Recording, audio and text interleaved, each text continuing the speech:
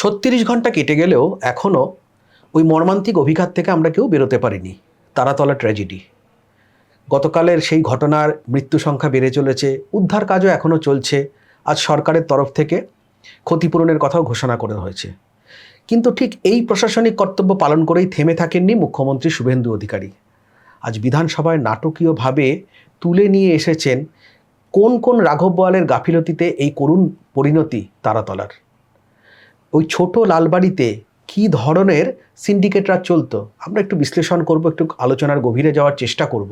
আমার সঙ্গে রয়েছেন দ্য ওয়ালের editor in chief Shankhadeep Das.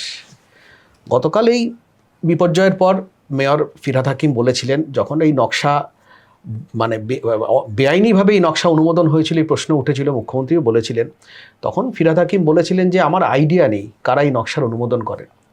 আর আজ মুখ্যমন্ত্রী নিজে সেই ফিরহাদ হাকিমের সই করা অনুমোদন, এই তারাতলারই অনুমোদন, সেটা দেখিয়ে বিধানসভাতে, ভরা বিধানসভায় তুলে ধরলেন। মানে রেকর্ড থাকলো পুরোটা। কোথাও গোড়ায় টান দিতে চাইছেন শুভেন্দু অধিকারী?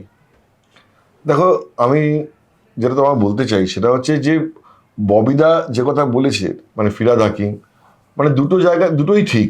মানে একটা হচ্ছে তার কোনো আইডিয়া নেই, আবার মুখ্যমন্ত্রী যে দেখিয়েছেন যে এই যে অ্যাপ্রুভাল বা যে অনুমোদনের যে কাগজ, সেখানে মেয়র জনাব ফিরহাদ হাকিমের সই আছে। তো একটা দিকে মুখ্যমন্ত্রী দেখাচ্ছেন সই আছে, অন্যদিকে প্রাক্তন মেয়র বলছেন যে আমার কোনো ধারণা ছিল না। এই দুটোই ঠিক।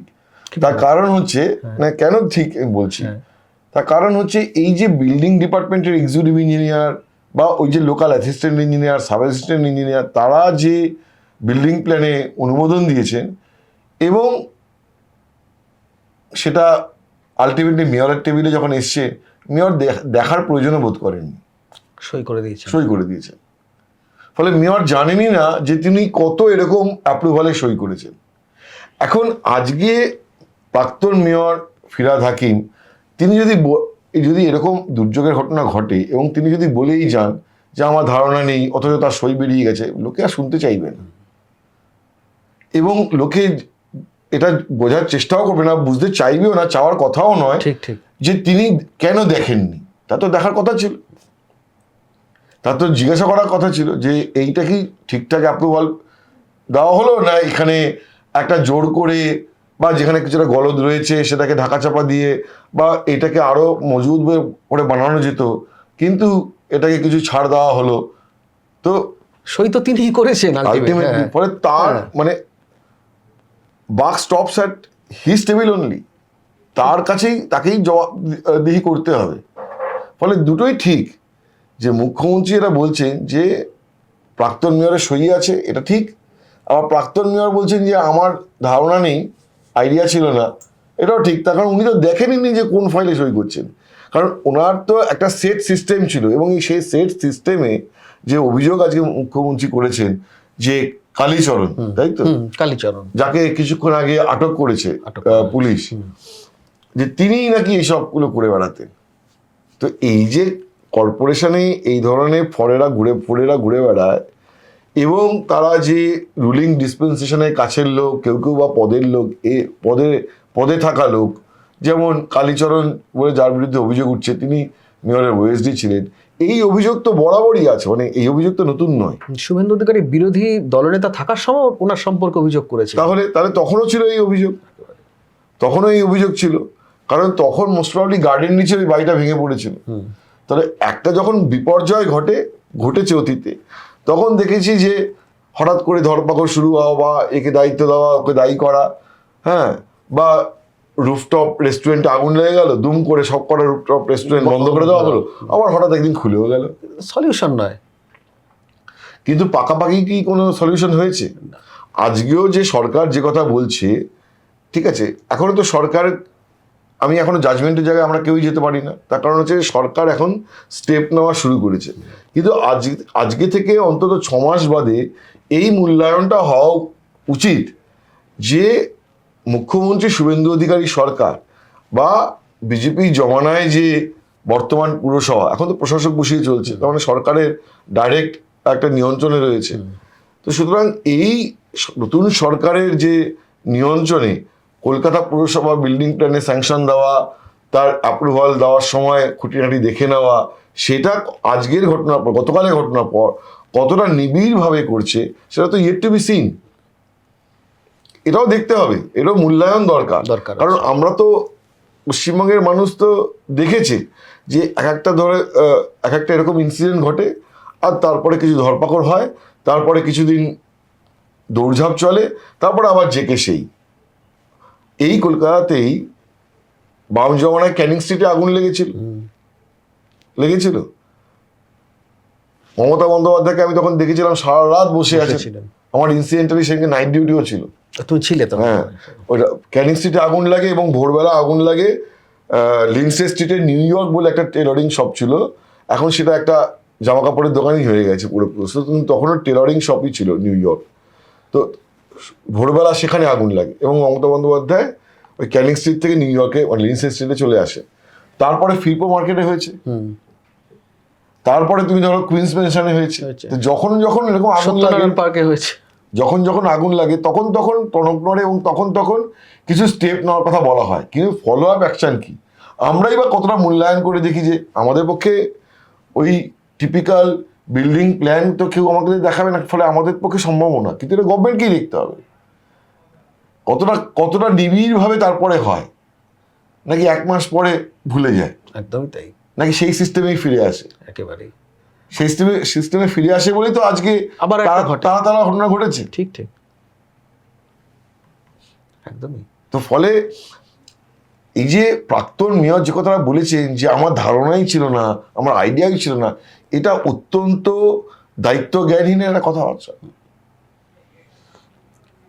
কোথাও গিয়ে আমার তুমি যেটা বললে একেবারেই সঠিক। এবং এটা কোনো ছোট কনস্ট্রাকশন নয়। কলকাতার বুকে যদি কোনো একটা বড় কনস্ট্রাকশন হয়, তার যদি বিল্ডিং প্ল্যান স্যাংশন হয়, ঠিক আছে, তাহলে তো মেয়রের কিছু অন্তত নজরে থাকা উচিত বা মাথায় থাকা উচিত, বা ইঞ্জিনিয়াররা যারা ইন্সপেকশনে যান ওখানে তাকে 10টা প্রশ্ন করা উচিত।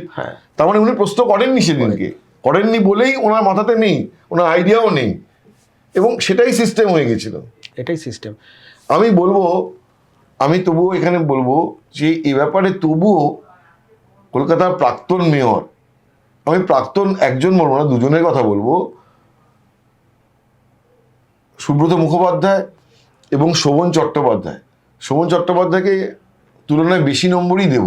আমি নম্বর দেওয়ার কেউ নয়, আচ্ছা, কিন্তু আমার একার তোমার মাপকাঠি, আমার নিজের ব্যক্তিগত মাপকাঠি যদি থাকে, সেই মাপকাঠিকে মানুষ বা না মানুষ সেটা পরের কথা, তাহলে আমি শোভন চট্টোপাধ্যায়কে একটু বেশি নাম্বার দেবো। কারণ শোভনদাকে আমি দেখেছি যে ইচ অ্যান্ড এভরিথিং, মানে কলকাতায় কোথায় কি হচ্ছে না হচ্ছে, মেয়র হিসেবে প্রতিটা জিনিস, কোথায় জল জমছে, সেই জল জমাটা বন্ধ করা গেল কি গেল না, দ্যাট ইজ সেটা পরের প্রশ্ন। কিন্তু ওইখানে জল জমছে, ওইখানে একটা প্রবলেম আছে, ওইখানে রাস্তাটা একটু খারাপ, ওইখানে জঞ্জাল পড়ে থাকছে কেন, এইগুলো কিন্তু শোভন চট্টোপাধ্যায় কিন্তু অন্তত একটা গোচরে থাকতো, and he was very active. পরবর্তীকালে পলিটিক্যাল কারণে ছেড়ে দিয়ে চলে গেছেন ইত্যাদি প্রভৃতি, কিন্তু ল্যাক ছিল তো আজকে বোঝাই যাচ্ছে একেবারে। কিন্তু শোভন চট্টোপাধ্যায়কে আমি দেখেছি খুব নিবিড়ভাবে এগুলোকে একদম পুরো জলের মতন বা একটা পুরো ছবির মতো তার মাথায় থাকতো। একটা অ্যাপ তিনি শুরু করেছেন, সেই অ্যাপ দেখিয়ে তিনি দেখাতেন যে এইখানে এরকম আছে, ওইখানে জলা জমি, ওখানে কোনো কনস্ট্রাকশন করা যাবে না, তার একদম পুরো গোচরে থাকতো, বিষয়টা পুরোটাই থাকতো। ঠিক, একেবারে। এইটা খুব একটা দায়িত্বজ্ঞানহীন একটা স্টেটমেন্ট বলে আমার মনে হচ্ছে ফিরহাদ হাকিমের আজকে যেটা বলছেন আর কি। এবার দেখো, তুমি এই সুযোগটাও ছিল, তুমি বললে যে এদেরও 6 মাস পর একটা মূল্যায়নের জায়গা থাকবে, মানুষ ভুলে যায় যে কোনো একটা ইনসিডেন্ট বা কোলাপস কিছু এরকম হওয়ার পর। গার্ডেন রিচটাতে দেখো 16 জনের মতো মারা গেছিলেন। প্রাক্তন মেয়রের তো প্রায় নিজের এলাকা, এবং মুখ্যমন্ত্রী তৎকালীন মুখ্যমন্ত্রী ছুটে গেছিলেন, কিন্তু সেখানে যারা কাউকে একটা উদ্ধার কাজের পর বার করা যায়নি, কিছু না, এত বড় একটা কোলাপস করলো, তখনও কি সাবধান হতে পারতেন না? সেই সুযোগটা তো ছিল আজকে ফিরহাদ হাকিমদের। এই যে বারবার উনি বলছেন যে কে নকশা করে বা কিছু, আমার কিছু না, একটা অসহায় অবস্থায় এখন বলছেন, তখনও তো ধরতে পারতেন। সেটা তো কোথাও গিয়ে আগে সরকার বা কর্পোরেশনকে দায়টা নিতে হবে। আমার তো আরেকটা মানে অন্য জিনিস একটা ইন্টারেস্টিং লেগেছে। আজকে বিধানসভায় মুখ্যমন্ত্রী শুভেন্দু অধিকারী পরিষ্কার বলেছেন যে কালীচরণ কে ছিলেন? মেয়রের ওএসডি ছিলেন। এবং মুখ্যমন্ত্রী আবার বলেছেন যে কালীচরণ ছিল ক্যামাস্ট্রির লোক। হ্যাঁ, আবার কালীচরণই নাকি তৃণমূল ভবন 200 কোটি টাকা দিয়ে তৃণমূল ভবনের নির্মাণের দায়িত্বে ছিল। এত ক্ষমতাশালী কালীচরণ। হ্যাঁ, তাহলে মেয়র জানতেন না? এবং বিধানসভাতে দাঁড়িয়েই শুভেন্দু অধিকারী বিরোধী দলনেতা থাকার সময় এটাকে পয়েন্ট আউট করেছেন। আজকে যদি কালীচরণের কোনো ভূমিকা, ধরো মেয়রের ওএসডি তো ছিলেন কালীচরণ, তাহলে মুখ্যমন্ত্রী যখন বলছেন আমি তো ফিরহাদ হাকিমকে সভার মধ্যে বা সভার বাইরে কালীচরণ নিয়ে একটা কথাও বলতে শুনলাম না। কালীচরণ যদি কিছু করে থাকে তার দায় তো মেয়র এড়াতে পারেন না, তার ওএসডি। তার ফলে আজকে যখন মুখ্যমন্ত্রী সরাসরি কালীচরণের কথা বলছেন, সরাসরি মেয়রের সই দেখাচ্ছেন, প্রাক্তন মেয়রের মুখ থেকে কোনো উত্তর পেলাম না। তিনি বলতে পারলেন না যে না কালীচরণের সম্পর্কে মিথ্যে বলা হচ্ছে। এটা কি বলতে পারলেন না? নিজের সম্পর্কেও খুব যে জোরালো ভাবে বলতে পেরেছেন তাও নয়। তাহলে নিজের সম্পর্ক বলতে পারেনি, কালীচরণ সম্পর্কে তো বলতেই পারেননি। তাহলে কালীচরণের যদি যে দায়, সেই দায়টা মেয়রের দায় নয় একেবারেই। এই কালীচরণদের বারবারন্ত তিনি বন্ধ করতে পারেননি। তাহলে এখন যদি কালীচরণের সাথে মেয়রের মানে এই ব্যাপারে যদি যোগাযোগের অভিযোগ ওঠে, তাহলে তিনি খণ্ডাবেন কি করে? ঠিকই। এবং কালীচরণ আটক হয়েছে। দেখো কোথাকার জল কোথায় গড়া। এবং সবচেয়ে আরেকটা বিষয়, রাজনৈতিক জায়গায় যাই, কালীচরণ আটক হওয়ার বিষয়টা নিয়ে বা মুখ্যমন্ত্রী শুভেন্দু অধিকারী যে নিশানা করেছেন আজকে ফিরহাদ হাকিমকে, কালীচরণকে, তাতে কিন্তু কালীঘাট তৃণমূল আমোদিত কোথাও গিয়ে।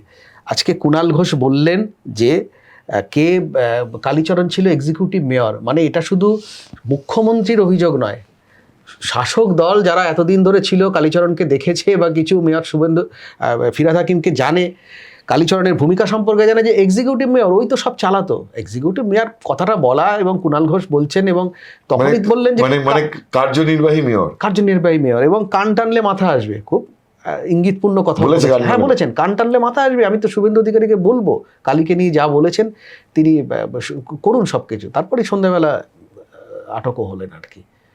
তো সেটা এবার কালীঘাট তৃণমূলে তা আমোদিত, মানে ফিরহাদ হাকিমের এরকম একটা পরিস্থিতির সম্মুখীন হয়েছে। তার কারণ হচ্ছে যে ঋতব্রত বন্দ্যোপাধ্যায় যে গ্রুপ 58 জনের, সেইখানে গিয়ে আলটিমেটলি ফিরহাদ হাকিম সামিল হন, এবং তার বিরুদ্ধে অভিযোগ রয়েছে যে তৃণমূলের যে 80 জন বিধায়ক, তাদের মধ্যে থেকে সংখ্যালঘু বিধায়কদের মানে ওই ঋতব্রতদের ব্লকে নিয়ে যাওয়া, তার পেছনে একটা ফিরহাদ হাকিমের ভূমিকা আছে বলে অভিযোগ উঠেছে।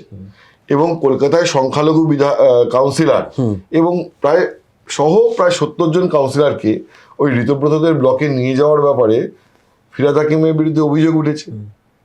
তো ফলে স্বাভাবিকভাবেই আজকে যখন, এবং তাদের একটুখানি নরম দেখাচ্ছে, তারা একটু সরকারের ব্যাপারে নরম ইত্যাদি দেখাচ্ছে, সফট দেখাচ্ছে। তো সেই জায়গায়, এবং কেন সফট দেখাচ্ছে মানুষও বুঝতে পারছে।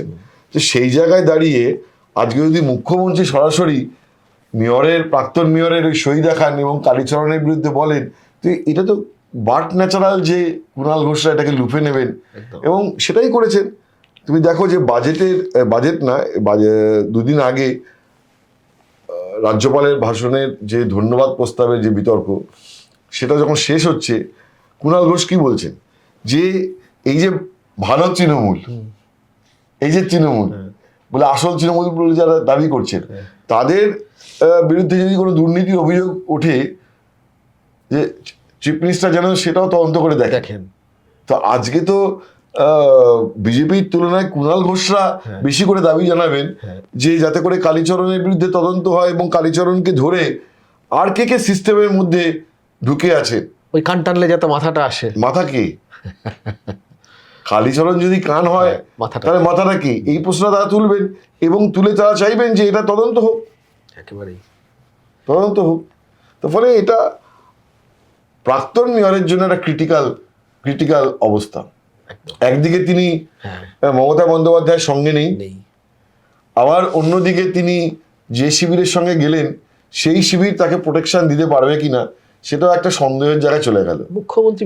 এবং শুধু তা নয়, যে 58 জনের যে ব্লক তৈরি হয়েছে এবং তারা যে ভেবেছিলেন যে মুখ্যমন্ত্রী তাদের প্রতি সহমর্মিতার সঙ্গে বা সহানুভূতির সঙ্গে তাদের ব্যাপার স্যাপারগুলো দেখবেন, সেইখানে সেই মুখ্যমন্ত্রী যখন আজকে বলছেন যে ফিরহাদ হাকিমের সই আছে, তো এই 58 জন বা 60 জন প্রত্যেকেই তো ভীত হয়ে যাচ্ছে একদমই। যে আজকে যদি বিধানসভায় এইভাবে প্রাক্তন মেয়র বা বিধায়ক, বর্তমান বিধায়কের এই অবস্থা হয়, মেটিয়া বুরুজ, তাই তো, গার্ডেন নিচে বিধায়কের যদি এই অবস্থা হয়, তাহলে তো বাকি তাদের কি অবস্থা হবে? তাই না? একটা টেনশন। তার মানে কারোর বিরুদ্ধে অভিযোগ উঠলে, এই যে মুখ্যমন্ত্রী বারবার বলেছেন না আজকে যে কাউকে ছাড়ার কোনো সিন নেই, সিন নেই বলেছে, কাউকে ছাড়ার কোনো সিন নেই বলেছে। ছাড়ার কোনো সিন নেই মানে কি? ছাড়ার কোনো সিন নেই মানে কাউকে, মানে তো এখানে সবাইকে ইনভলভ উনি বোঝাতে চাইছেন যে assistant engineer, sub assistant engineer, executive engineer, মানে বিল্ডিং ডিপার্টমেন্টের, এবং ফাইনালি মেয়র আর ওএসডি টু মেয়র। এছাড়া তো যারা ওই বিল্ডিং এর সুপারভাইজার ইত্যাদি প্রভৃতি অ্যারেস্ট হয়েছে, 6 জন মনে হয় অ্যারেস্ট হয়েছে, সেগুলো তো আছেই। তো এটা তো অ্যালার্মিং, কিন্তু কাউকে বাকি 60 জনের জন্য অ্যালার্মিং। এই ভয়টা কিন্তু সংক্রমিত হচ্ছে এদের মধ্যে। তার মানে ঋতব্রতদের ব্লকে গেলেই যে সেটাই যে একটা রক্ষা কবচ, এটা আজকে আর বলা যাবে না। ঠিক, এটা তাদের মধ্যেও নিশ্চিতভাবে সেটাই যে একটা রক্ষা কবচ, সেইটা বলা যাচ্ছে না। আজকে দেখো তুমি, মুখ্য সচেতক আখরুজ্জামানের নাম নিয়েই বলছিলেন মুখ্যমন্ত্রী যখন কথা বলছিলেন, তারই কোনো প্রশ্নের উত্তরে হয়তো, যে দেখুন আপনাদেরই পাপের ফল, মানে তৃণমূল সরকারকে বলে আপনাদেরই পাপের ফল এই সিটি অফ জয়কে এরকম মৃত্যুপুরীতে আপনারা পরিণত করেছেন, এবং বলছিলেন যেখানে টাকা, শুধু টাকার জন্য সমস্ত জায়গাটাকে এরকম করে রেখেছে। আমি তোমাকে বলছি, কলকাতা পুরসভা শুধু দেখছো তো, তুমি যে কোনো পুরসভা, শুধু বিল্ডিং ডিপার্টমেন্টের ফাইল যদি গভর্নমেন্ট আজকে অডিট করে, যে কোনো পুরসভা, এই যে আজকে যে কটা পুরসভার কথা বলেছেন, বজবজ, পূজালি, বারুইপুর, রাজপুর, সোনারপুর, রাজারহাট, গোপালপুর, যে কোনো পুরসভা তুমি বিল্ডিং ডিপার্টমেন্টে ফাইল করো। এবং কলকাতায় তো তবু একটা চেক অ্যান্ড ব্যালেন্স কিছুটা তবু থাকে।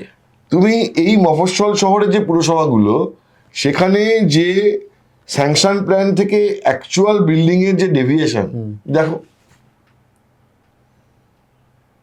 কেশে ঘুরতে কেউ উঠে বেরোবে।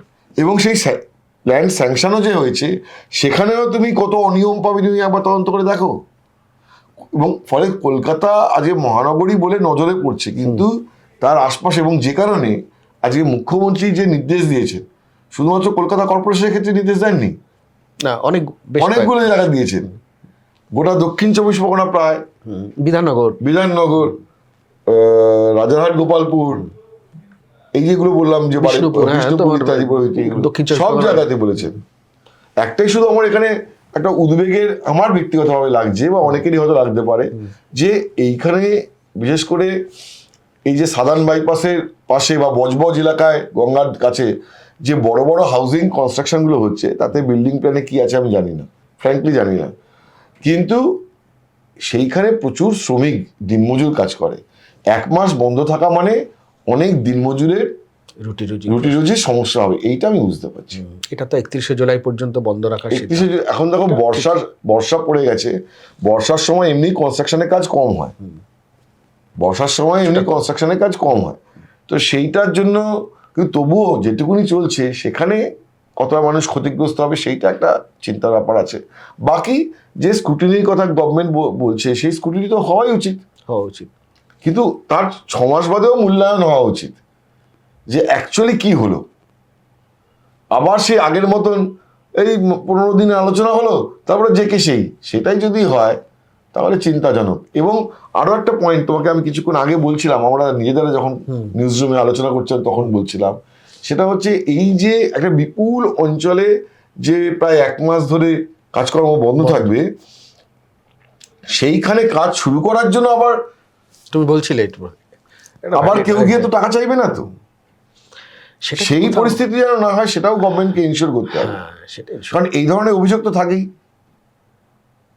যে একটা প্রজেক্টে কাজ বন্ধ আছে, সেখানে কাজটা চালু করিয়ে দেব, নাহলে তো আপনারা হচ্ছে না, আপনার তো বিল্ডিং প্ল্যানে প্রবলেম আছে। এইখানে যেন আবার কোনো যেন দুর্নীতি না হয়, সেইটাও কিন্তু গভর্নমেন্টকে এনশিওর করতে হবে। একেবারেই তাই। এবং দেখো এটাই যে তোমার নির্মাণ থেকে টেন্ডার সবেতে টাকা তোলা যার জন্য হচ্ছে, এটাকে বেআইনি নির্মাণ হচ্ছে কিনা এই জন্য, যে তুমি যেটা বলছো 1 মাস ধরে স্থগিত রাখা এবং টাকা তোলার একটা গভর্নমেন্টকে এনশিওর করতে হবে, তখন যেন নতুন করে শুরু হওয়ার সময় যেন আমার দুর্নীতিটা না হয়। কিন্তু এটা তো একটা খুব বড় ড্রাইভ, মুখ্যমন্ত্রী যেটা চাইছেন খুব বড় ড্রাইভ, সেক্ষেত্রে বহু নির্বাচিত পুরসভা এখন ভেঙে গেছে, অলমোস্ট বহু জায়গাতে অ্যাডমিনিস্ট্রেটর দিয়ে কাজ চলছে। এটা করা পসিবল তোমার মনে হয়? সমস্ত জায়গায় স্ক্রুটিনি, এই অডিট, এটা করাটা কতটা সহজ বিষয়টা? কঠিন কাজ, কারণ গভর্নমেন্ট তো বলেছে করবে। এই গভর্নমেন্টের যা গতি দেখা যাচ্ছে, সুতরাং সেটাকে তো এখন মানে চ্যালেঞ্জ করার জায়গা কেউ নেই। যে বিপুল গতিতে এই সরকার এগোচ্ছে, 1.5 মাসের মধ্যে যা যা করে ফেলেছে, ফলে দেখতে হবে গভর্নমেন্ট করতে পারলো কিনা। আমি একটা কথাই বলবো যে এর একটা 6 মাস বাদে স্ক্রুটিনি হওয়া উচিত, মূল্যায়ন হওয়া উচিত, যে সত্যি কি হলো, সত্যি কি বিল্ডিং ডিপার্টমেন্ট হ্যাঁ কড়াকড়ি করছে কিনা, যেটা একদম ঠিকঠাক আছে সেখানেই অনুমোদন দিচ্ছে কিনা, স্যাংশন দিচ্ছে কিনা, করাপশন কোথায় কমছে কিনা, এগুলো দেখতে হবে। একদমই।